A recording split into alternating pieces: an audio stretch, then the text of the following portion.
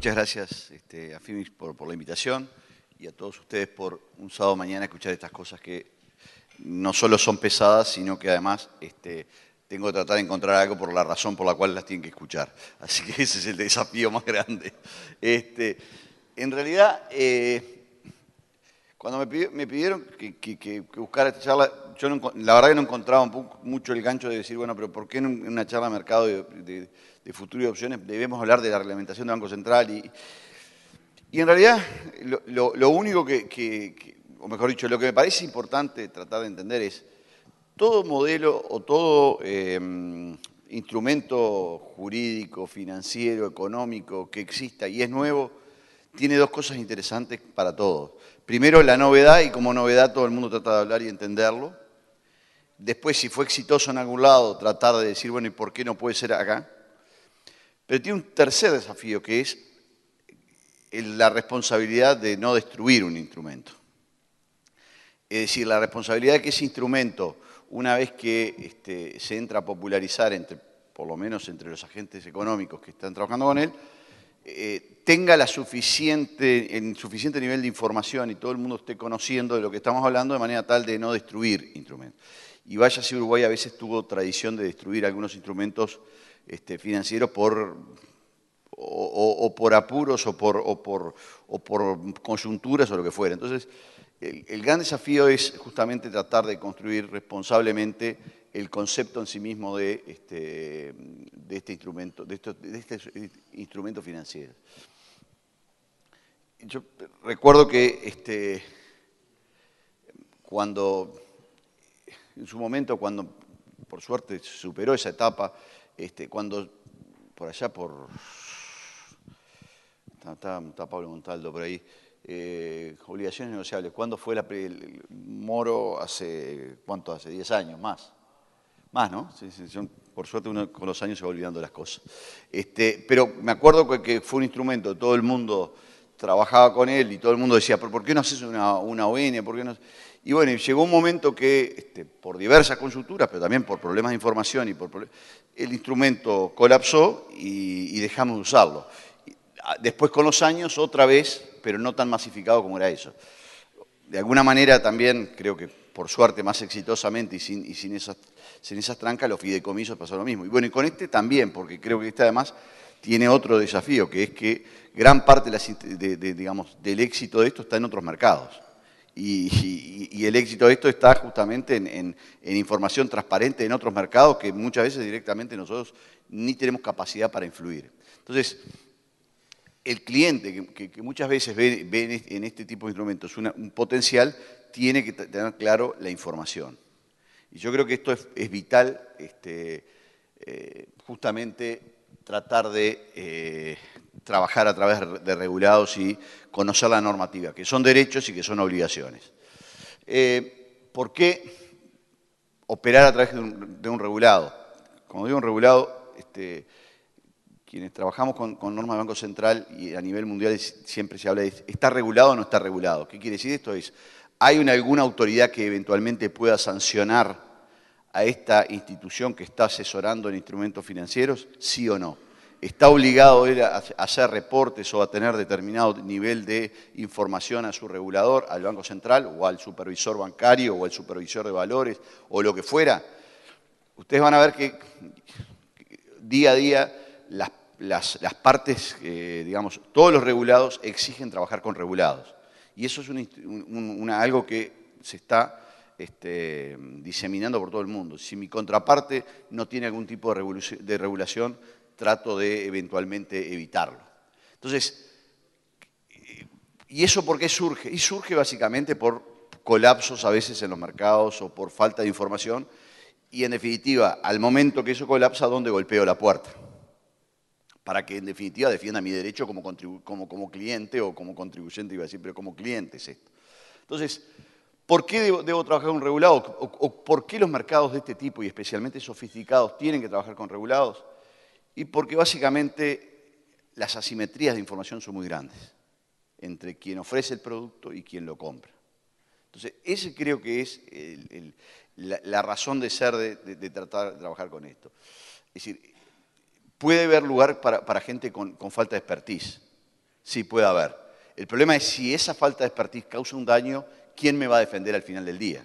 Y en esto el regulador en Uruguay y en el mundo tiene tres funciones básicas: regulaciones en sí mismo de mercados, defensa de los consumidores, que es una contracara del otro, y eventualmente otras tareas como prevención de lavado de dinero. Pero lo que importa acá es la defensa del consumidor.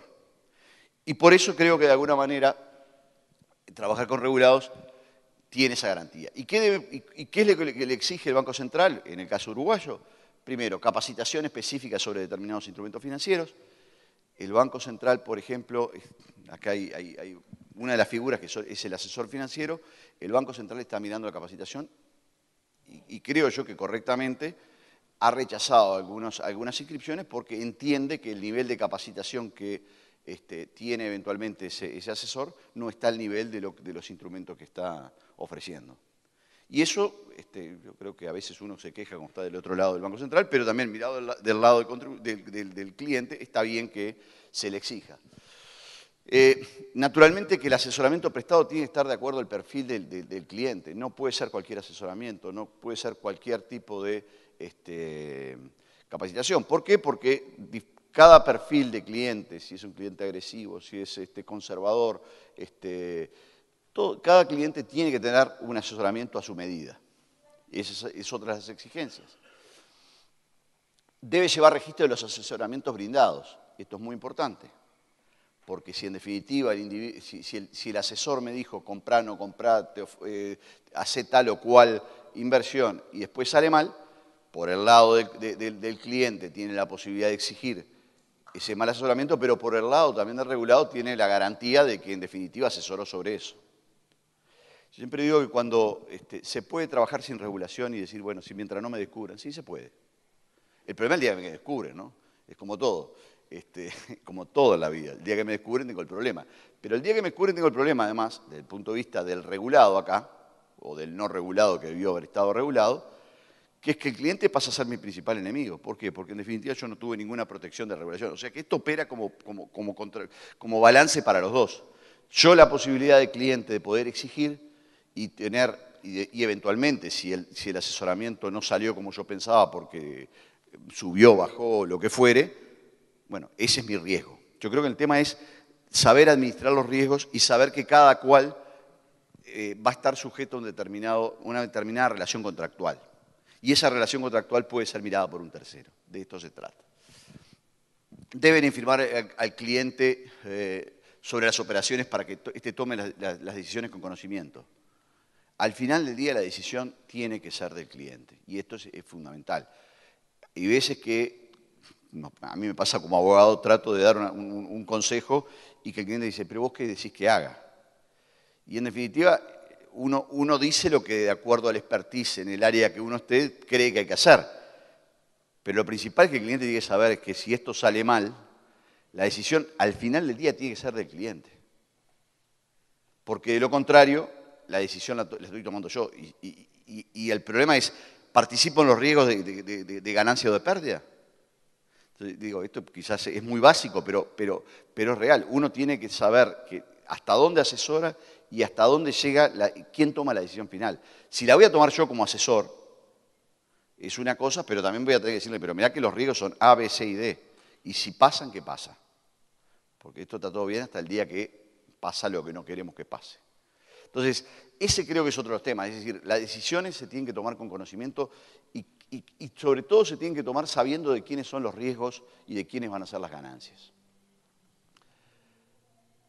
Y además de todo esto tengo que cumplir con las exigencias legales, por supuesto. Pero el problema es que partimos de la base de que todos los que están en estos mercados tratan de cumplir con las exigencias legales. El tema es, ¿por qué existen los abogados? Y porque dos individuos no se ponen de acuerdo.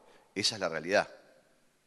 Y por suerte para mí, pero la realidad es que todo esto existe porque los individuos de pronto no se ponen de acuerdo y tiene que haber alguien que regule el conflicto. Y de eso de alguna manera es lo que intenta hacer la regulación. ¿Quiénes intervienen en el mercado de valores? Esto obviamente, pido disculpas, esto es muy básico para muchos, pero voy a partir de la base que no todo el mundo tiene la misma información. Intermediarios de valores, sean corredores de bolsa o agentes de valores, asesores de inversión, las propias bolsas de valores, en el caso uruguayo hay dos, y los emisores de valores. Esos son básicamente los que participan en un mercado de valores. La regulación define al asesor de inversión como la persona física o jurídica que en forma profesional y habitual aconsejan a terceros respecto a la inversión, compra o venta de dinero, metales preciosos o valores, objeto de oferta pública o privada, o canalizan las solicitudes recibidas de sus clientes aproximándolos a intermediarios radicados en el país o en el exterior. Cuando los asesores de inversión custodian valores de terceros, deberán ceñirse a los requisitos exigidos a los agentes de valores. Diferencia básica entre el agente y el asesor es que el asesor simplemente acerca, asesora con contrapartes que en definitiva tienen la capacidad de hacer trading. El asesor no puede hacer la función del agente de valor. El agente de valor es el que en definitiva compra o vende por orden de terceros, por cuenta de terceros. El asesor simplemente dice, mira, acá hay un individuo que quiere comprar, yo te digo acá las posibilidades son A, B, C y D, si tú querés acercarte, te voy a acercar a una parte, a una contraparte que en definitiva tenga la capacidad de tradear y ese en definitiva lo termina haciendo, sea en el país o sea en el exterior. También el agente de valores también asesora. La diferencia es quién en definitiva termina cerrando la operación, para decirlo muy básicamente. ¿Queda claro? Intermediario de valores, de alguna manera, acá está, son aquellas personas que en forma profesional y habitual realizan operaciones de intermediación entre oferentes y demandantes. Acá está el tema. Es el que claramente intermedia, compra y vende por cuenta y orden de terceros. Deben actuar como integrantes de una bolsa de valores o de otra institución que constituya un mercado de negociación en valores de oferta pública, denominados corredores estos, o quienes actúan por fuera de dichos mercados, agentes de valores. Entre agente de valores y corredor de bolsa, la diferencia está es que uno opera en bolsa y el otro simplemente no opera en esas bolsas. Pero al final del día, las obligaciones son las mismas y la capacidad de hacer es la misma. En términos de comprar y vender, no en términos de dónde comprar y vender. ¿Quién regula? Básicamente en Uruguay quien regula el mercado es el Banco Central y dentro del Banco Central la Superintendencia de Servicios Financieros. ¿Y qué es lo que hace? Regula, dicta normas, autoriza y registra las entidades que en definitiva participan del mercado, la supervisa a las entidades una vez inscripta y una vez autorizada, ve si efectivamente la institución está cumpliendo o no con la normativa, recibe las denuncias de quienes entienden que de alguna manera no se está cumpliendo con la normativa de mercado de valores y aplica las sanciones. Sanciones que van desde meras observaciones hasta el retiro de la licencia, que se llama. Y eso el Banco Central lo hace. Hace poco, no importa los nombres, naturalmente, hace poco salía en el diario El País salía una nota de que se había retirado una determinada licencia. Eso ocurre bastante. Y vaya si hoy por hoy el Banco Central está muy exigente en Uruguay. Yo diría que a veces nos quejamos, y yo creo que con razón también nosotros, los que estamos por fuera del Banco Central, es decir, nos hacen una regulación para un mercado como si estuviéramos en Nueva York, con un mercado que es el de una esquina de Nueva York. Pero bueno, como todo, depende del lado que uno mira. Si uno es consumidor, dice, tengo acá algo donde en definitiva puedo acudir. Pero bueno, naturalmente, toda esta regulación tiene costos muy grandes, ¿no? Pero, nuevamente, el costo de ese es parte de la protección que en teoría se le está dando al consumidor. ¿Qué es lo que intenta hacer la regulación? Acá ustedes pueden decir, bueno, pero en definitiva, ¿qué es lo que me preocupa a mí de una regulación uruguaya si en definitiva yo puedo estar trabajando en mercados futuros en el exterior? ¿Por qué tengo que estar mirando la regulación uruguaya de que si aplican o no me aplican sanciones? Bueno, nuevamente, si yo en definitiva estoy comprando o vendiendo desde Uruguay y me están asesorando desde Uruguay a los efectos de comprar un determinado producto en un tercer mercado, Si ese asesoramiento sale mal, yo tengo que poder acudir a alguien que me proteja. Y esa es la razón de ser por la cual el Banco Central mira estas cosas. Porque gran parte de estos instrumentos, la ley aplicable va a ser la ley americana en cuanto en cuanto al instrumento en sí mismo. Pero en cuanto al asesoramiento, es la ley uruguaya. ¿Está? Bueno, otorgar la adecuada información a los consumidores, procurar la protección de los mismos respecto a prácticas abusivas, y esto es el otro problema, es como la asimetría de información que maneja el asesor respecto del asesorado, hay asimetrías de información y eventualmente puede haber abusos en ese manejo de información. Yo estoy tomando digamos, dinero prestado para aplicar un riesgo bajo mi asesoramiento. Entonces, ese es el gran problema de la práctica abusiva. Y bueno, y prevención del lavado de dinero y financiamiento del terrorismo. Este es un tema que de pronto ustedes dicen, a mí no me ocupa, y efectivamente es así, pero es un costo más que tengo que estar pidiendo datos. Y muchas veces a los clientes le empiezan a pedir datos de por qué, de dónde sacó el dinero para comprar esto y de dónde va a ser. Y bueno, eso hay que entenderlo, que en definitiva es parte de la obligación de operar en estos mercados. Y esto cada día más, usted lo ha visto, que algún banco algún día lo llamó porque hicieron un depósito por encima de lo que normalmente hacen, y le dice, ¿dónde sacaste el dinero? ¿No? Es una cosa que uno se siente que tiene que explicar desde dónde sacó lo de uno, pero bueno, así funciona. Y lo otro, digo, la razón de ser de esta es, nos estamos moviendo con instrumentos nuevos y uno como cliente tiene que saber que si algo sale mal, a alguien tiene que tratar de defenderlo. Bueno, naturalmente, se busca proteger al cliente como consumidor de servicios financieros en general. Cumplir los códigos de ética. Esto es muy normal que se le pida a todos regulados que tengan un código de ética y código de buenas prácticas a los efectos de saber cómo me van a asesorar. Los códigos de ética todos habremos leído alguna vez y en realidad son un código de buenas intenciones. El problema es que lo que está revelando un código de ética es el principio de buena fe. Si yo estoy actuando de buena fe en la relación comercial. No es otra cosa que eso. ¿Por qué yo tengo que decir que voy a actuar de buena fe? Y bueno, porque el día que no actúen se convierte en una carga para quien lo dijo. ¿No? Contar con la capacitación adecuada, es lo que yo les decía hoy. El Banco Central está negando algunos registros porque la gente no tiene la capacitación adecuada a los efectos de decir. Y la capacitación adecuada en Uruguay es todo un tema, porque decir, yo soy abogado, o sea, conozco estos temas, no conozco nada de estos temas de la sofisticación de un instrumento. Yo puedo conocer de regulación, pero de ahí a inscribirme para decir, voy a empezar a asesorar que ustedes compren o vendan tal cosa. No lo puedo hacer porque no tengo la capacitación específica. Y el Banco Central está pidiendo capacitación específica en estas cosas. Perfil del inversor del cliente, nuevamente. No todas las inversiones son para el mismo cliente. Entonces uno tiene que marcar un perfil de inversión. La información que le doy a los clientes tiene que ser veraz, adecuada, completa, etc. Yo no puedo decirle a un cliente, mirá que hay un nuevo producto, si querés comprarlo, después yo te explico. No, el individuo tiene que tener la potencialidad de, si pide la información, que la información esté. El resguardo de la información. Una vez que me pediste la información, yo como asesor o como intermediario de valores lo mismo, tengo que guardar esa orden o ese pedido que me hiciste de servicio. A los efectos de que si, y esto es garantía para los dos, si mañana las cosas salen mal, yo tengo que decirte, tú me pediste que hiciera tal cosa. Y esto que a veces es lo que más nos cuesta, o lo que más cuesta en el mercado, ¿no? Tratar de, por muchas razones, muchas veces por confidencialidad también, ¿no? Porque a veces el cliente dice, no anotes nada de lo que está pasando. Por razones de confidencialidad, no estoy pensando nada más que eso. Y naturalmente, todo ese resguardo de información, que tiene que ser adecuado, los sistemas tienen que tener la prueba de que no van a ser vulnerados por el regulado los efectos de violar pistas de auditoría que se llaman, y naturalmente llevar esos registros, que esos registros no sean violables. O sea que de alguna manera aquí hay un marco que intenta proteger a ese cliente.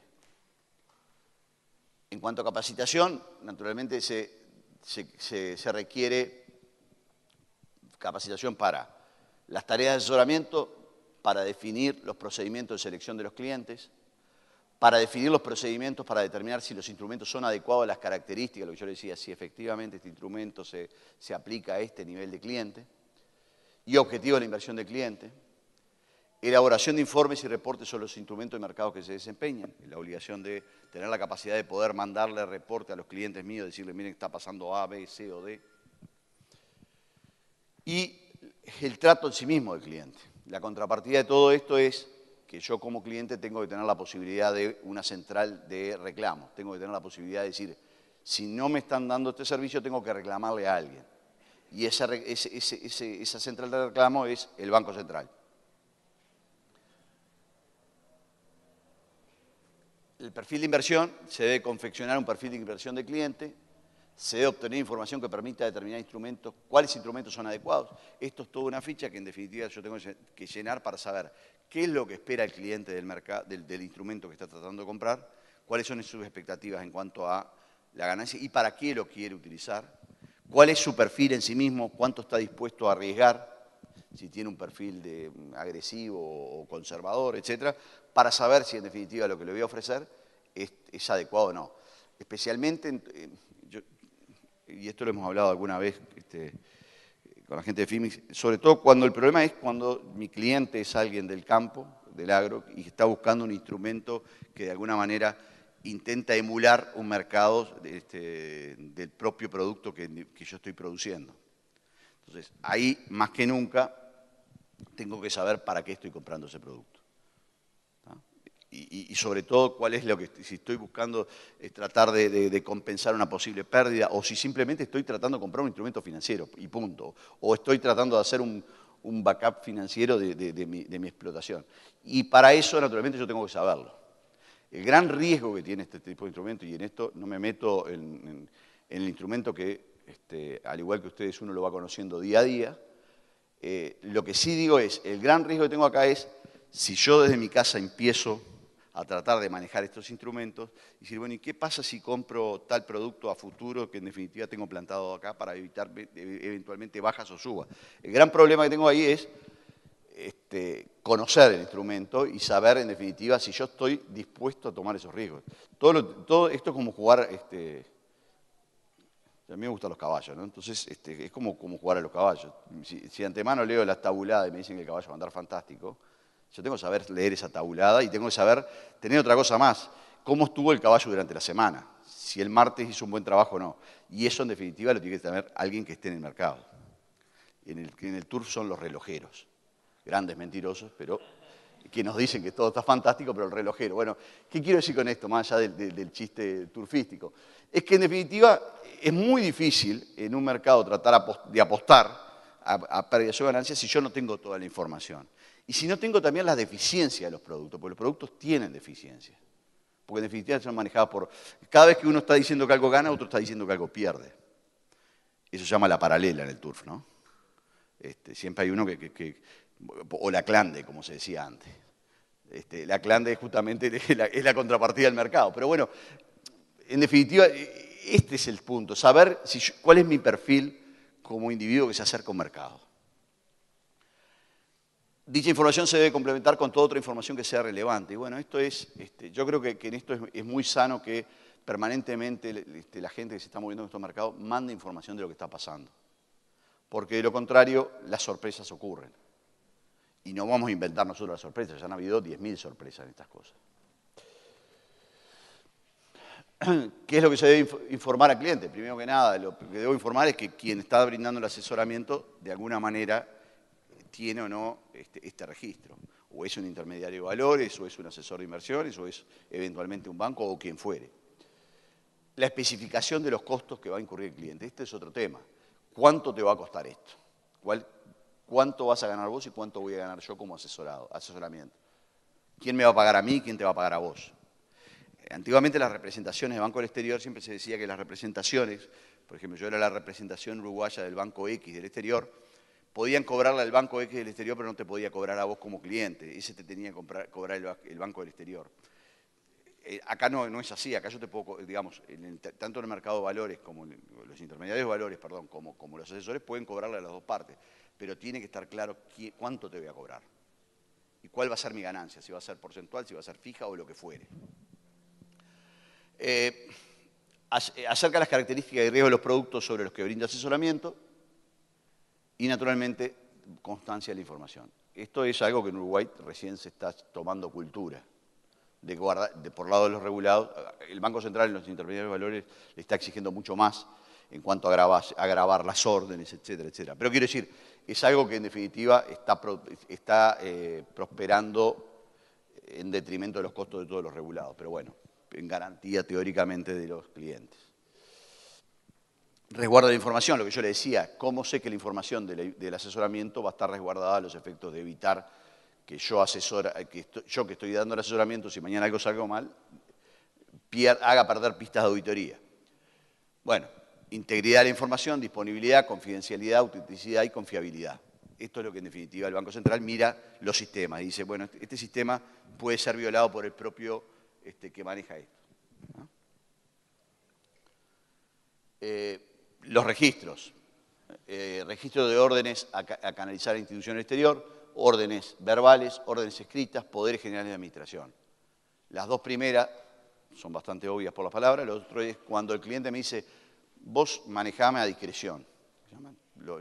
Bueno, ahí eso tiene que también estar por escrito, porque especialmente acá soy yo que estoy con tu dinero diciendo lo que compro y lo que vendo.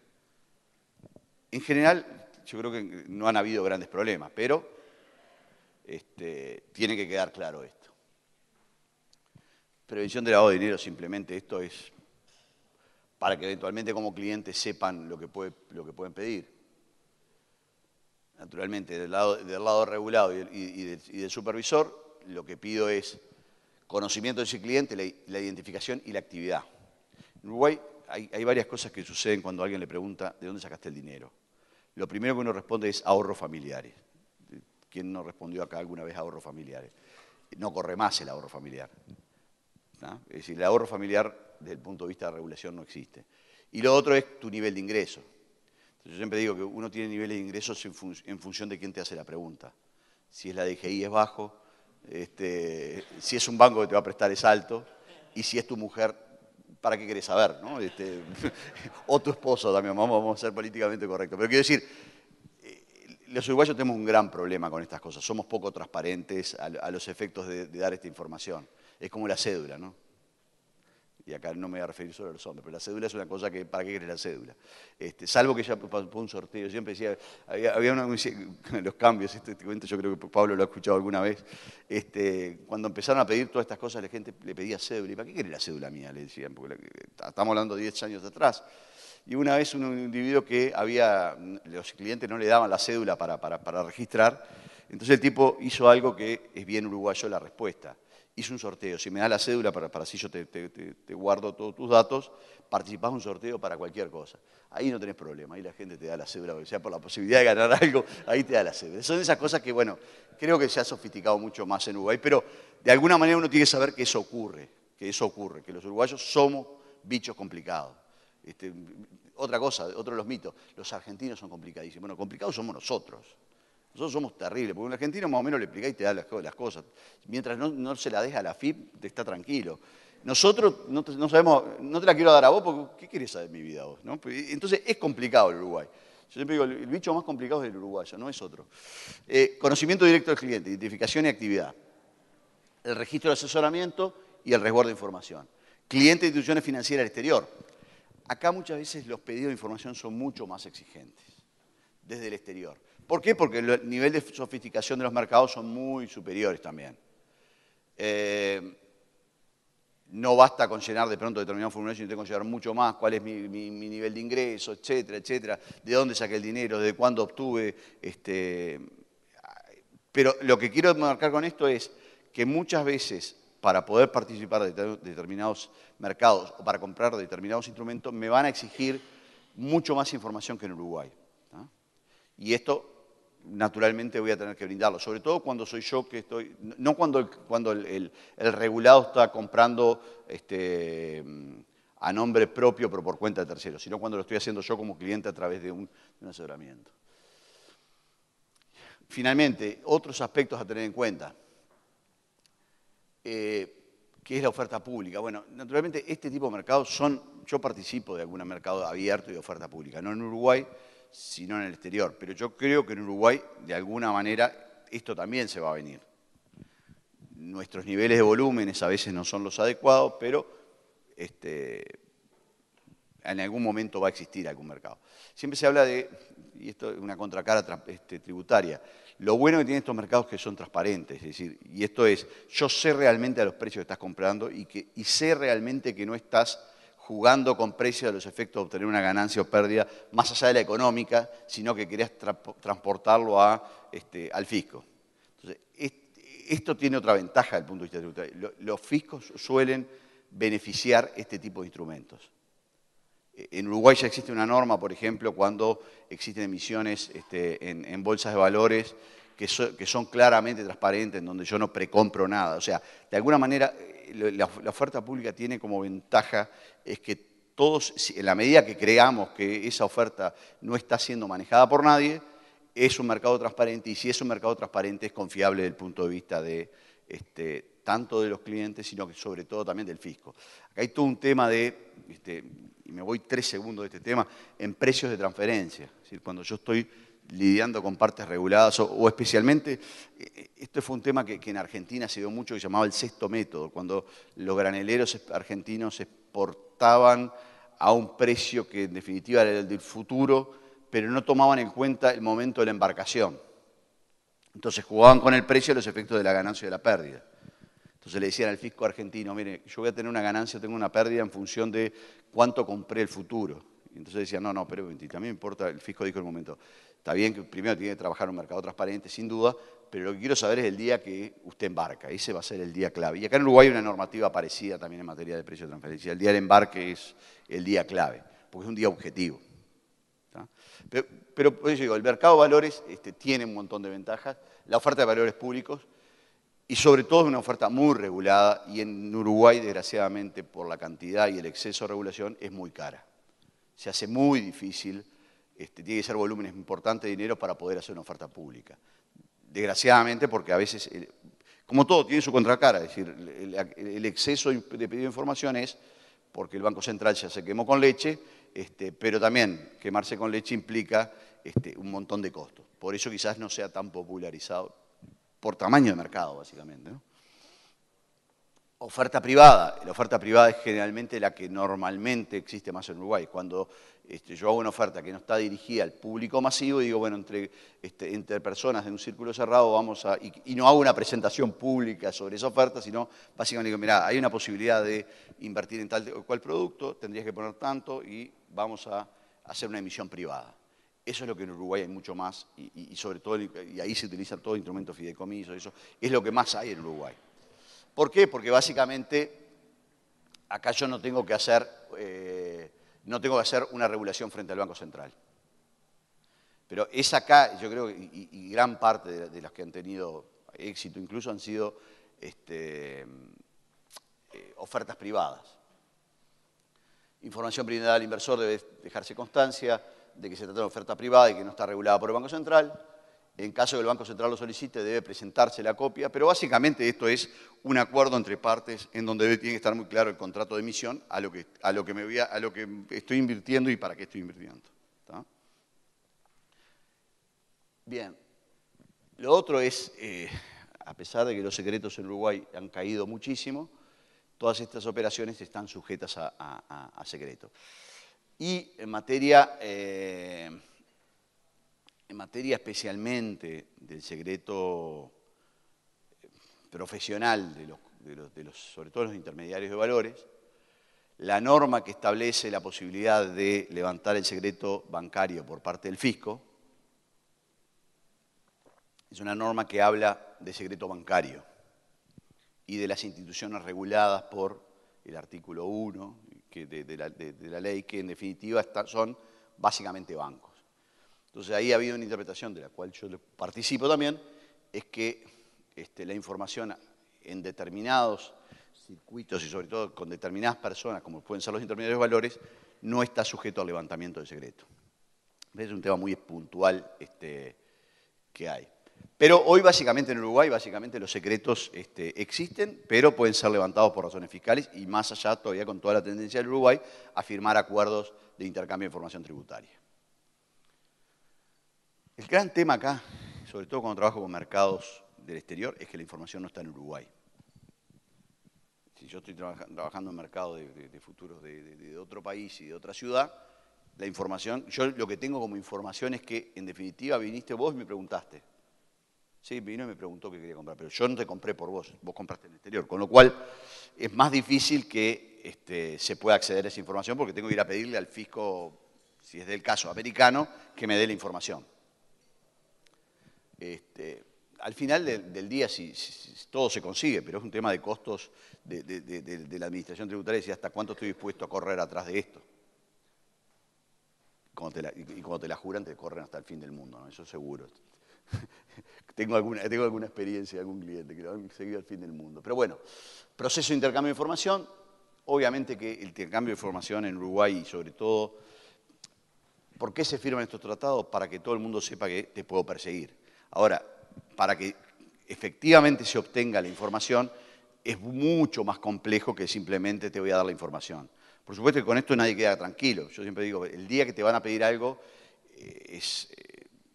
previamente te enteraste de por qué te lo van a pedir, porque sobre todo Uruguay tiene un sistema bastante garantista, que es la posibilidad de ofrecerle al individuo de quien le están pidiendo la información que opine si está bien o está mal lo que le están pidiendo. Por supuesto que la potencialidad está, pero no es tan fácil. Naturalmente la información protegida por secreto bancario de otra jurisdicción no puede ser revelada. Y acá está parte del tema, si yo estoy asesorando a alguien para algo en el exterior, tengo que dar claro hasta dónde tengo información yo, que puede ser o que puede estar sujeto a levantar ese secreto, y cuántos en el exterior. Aspectos fiscales a considerar. Básicamente, acá hemos tenido alguna discusión sobre si... Ustedes saben que brevemente, sobre todo las ganancias de capital en el exterior, hay dos tipos de ganancia de capital en la ley uruguaya, el incremento patrimonial o el rendimiento de capital. Lo que está grabado hoy por hoy en Uruguay es el rendimiento de capital que yo obtengo en el exterior, no el incremento de capital. ¿Ah? Es decir, si yo tengo intereses y dividendos, están grabados. Si yo vendí un producto a 10, lo compré a 10 y lo vendo a 20, esos 10 no están grabados. ¿Ah? El otro tema que hay es, si solo están grabados los rendimientos del exterior, tengo que ver si de alguna manera, si yo estoy comprando acá en Uruguay un producto de esos, primero, si es un rendimiento, yo creo que no, que en general es un incremento lo que voy a obtener por la ganancia de suba de valor de ese producto. Y lo otro es si existe alguna posibilidad, sobre todo cuando yo estoy cruzando el instrumento contra la cosecha. Como lo estoy utilizando de seguro, básicamente. Si eso está grabado o no está grabado. Vale decir, si desde el punto de vista tributario, ese seguro es una operación accesoria a la cosecha en sí mismo. Y partiendo de la base que yo esa cosecha la voy a vender acá en Uruguay, si esa operación accesoria, al ser accesoria de una grabada, está grabada o no está grabada con renta. ¿Entienden? O sea, yo espero ganar $10 con la cosecha y a su vez tengo otro instrumento que eventualmente me está operando como seguro si las cosas no ocurren como yo creo que van a ocurrir. Lo que pasa es que estoy pensando en alguien que sea una empresa uruguaya, que está, no persona física, porque persona física... Exactamente. Pero pensemos en el peor de los ejemplos, que la cuenta está al mismo nombre. Y yo soy el rey de la prolijidad y tengo por un lado las dos cosas al mismo nombre. El gran problema es si es accesoria o no es accesoria. Yo entiendo que no es accesoria y que es directamente una operación ajena totalmente a la operación en sí mismo de la plantación. Hubo alguna persona que dijo, no, pero esto en realidad es, vos estás comprando, vos te estás en Uruguay haciendo una apuesta sobre qué va a pasar en el futuro, pero lo estás haciendo en Uruguay. Yo no lo estoy haciendo en Uruguay. Yo estoy comprando una opción en el exterior. Mi mercado sobre el cual estoy apostando, digamos, desde el punto de vista económico, no está en Uruguay, está en el exterior. Por tanto, siempre es de fuente extranjera.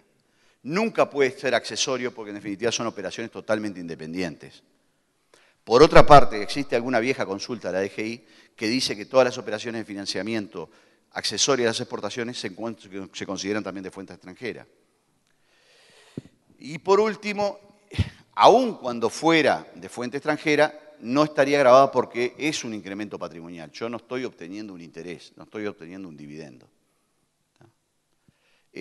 Hubo alguna persona que lo asemejó a esto, a la continuación de la propia operación de la plantación. Yo creo que son operaciones totalmente independientes. Por supuesto que cuando yo simplemente, en el caso está disociada la operación entre la plantación y el futuro, para mí no cabe duda que son operaciones independientes, en la cual una es una operación típicamente financiera, en la cual yo estoy apostando a un mercado en el exterior para saber si gano o si pierdo. Y en definitiva, si gano, voy a tener un incremento patrimonial. Ahí no tengo dudas que es así. En la otra, bueno, puede haber alguna derivación, pero me parece que aún en la otra tampoco está grabado.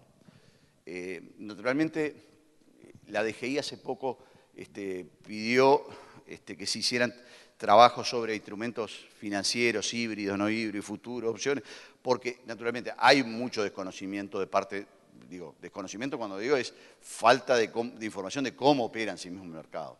Fíjense que cuando salió la ley esta de lo que grababa los rendimientos en el exterior, sobre todo aquellos productos que eran estructurados, en donde parte era ganancia y parte era interés, la DGI dijo, bueno, ¿y cómo sé cuánto es cuánto? Entonces, optó por la gruesa, que digo yo, ¿viste? La gruesa es, si no me lo podés demostrar, 50 y 50. O sea, como falta muchas veces conocimiento del instrumento, a veces también la información termina siendo indubio pro fisco, ¿no? Es decir, por las dudas me lo llevo yo. Pero bueno, creo que está bueno que este tipo de instrumentos empiecen a conocerse para que todas estas dudas se vayan despejando.